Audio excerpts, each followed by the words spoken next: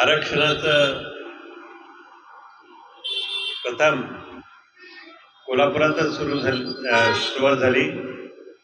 तर श्री छत्रपती शाहू महाराजांनी इंग्लंडवरून आदेश काढून आपल्याला आरक्षण दिलं आणि त्यानंतर सातत्याने या विषयाचं अलीकडच्या काळात गेल्या 8 वर्षामध्ये सातत्याने विचार चालू आहे मराठ्यांना आरक्षण देण्याबद्दल. कारण मध्यंतरी ते बंद झालं आणि एकत्रित पाहता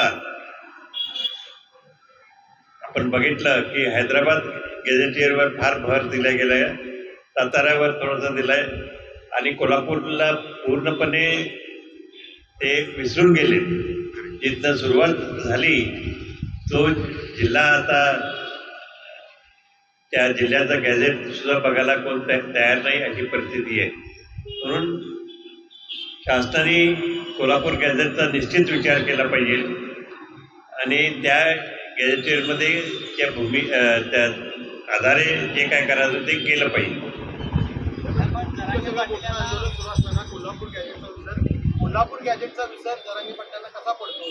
हैदराबाद गॅजेट असेल बाकीच्या गॅजेटचा विचार केला जातो, विसर कसा पडतो? तिथून आंदोलनाला सुरुवात झाली, ते जिथे राहतात तो भाग पूर्वी हैदराबाद संस्थानमध्ये होता आणि हैदराबाद हे निजामाचं स्थान म्हणून त्यांना निश्चितच आणखी नैसर्गिकरित्या त्यांना तिकडचीच आठवण येते आणि आपल्या कोल्हापूरची येत नाही. कोल्हापूर गॅझेट हे त्यांना फार लांबचं वाटतं आणि निश्चित हैदराबाद गॅझेट त्यांना जवळचं वाटतं आहे.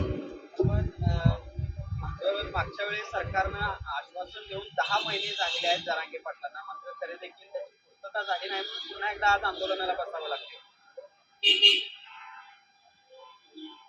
काय होतंय, वेळोवेळी 8 वर्षापासून आपण आंदोलन करतोय, 8 वर्षापासून वाटाघाटी होतात, काहीतरी ठरतंय पण ते अंमलात योग्य तऱ्हेने येत नाही किंवा येतच नाही अशी परिस्थिती आहे.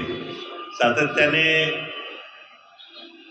तिकडचाच विचार होत असल्याने सगळा याचा विषयाचा तसा बघितलं तर घोळच झालेला आहे.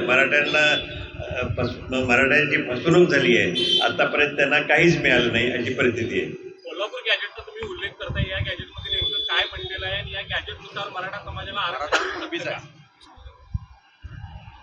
आपल्यामध्ये परिस्थिती हीच आहे जी सगळीकडे महाराष्ट्रात आहे ती की आपला मराठा आणि कुंभी हा समाज एकच आहे. कुंभी आणि मराठा समाज एकच आहे. मराठा आणि कुंभी एकच आहेत. पूर्वीच्या काळामध्ये लढाईच्या काळात ते लढायला जातात ते मराठा त्यांना म्हणत असतात आणि परत आल्यावर शेती करत असलं ते कुंभी आहेत. तसं सर्व मराठे कुंभी आहेत आणि सर्व कुंभी मराठे आहेत. खरं पाहिलं तर जरांगे पाटलांना वारंवार आंदोलनाची हात द्यावी लागते.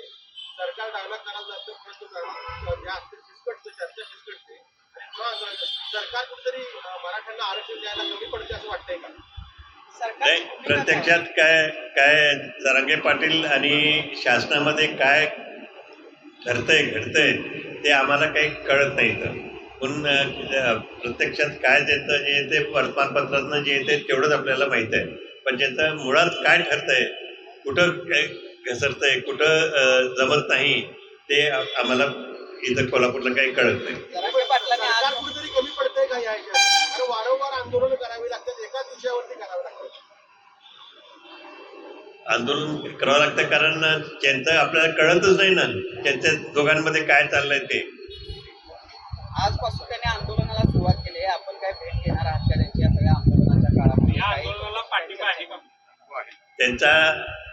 त्यांच्या आंदोलनाला सुरुवातीपासून पाठिंबा आहेच आहे आणि नेहमी मराठा सगळे एकसंघ त्या बाबतीत राहतीलच, त्यात काही प्रश्न नाही.